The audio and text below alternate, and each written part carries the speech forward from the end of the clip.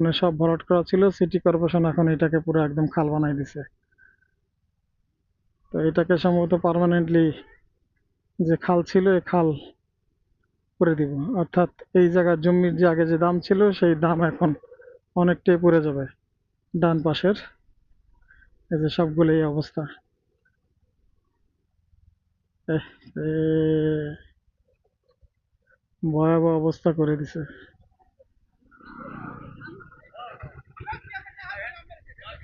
এই বেচারা নতুন বাড়িটা করছে, তার বাড়ির সামনে এই অবস্থা। এইটাও খাল বানাই দিছে।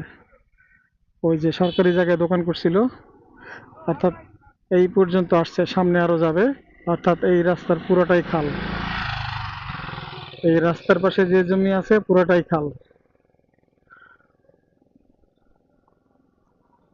এদিক দিয়ে কাটার আগে ভরাট করতেছে, কারণ এটা পুরোটাই খাল হবে।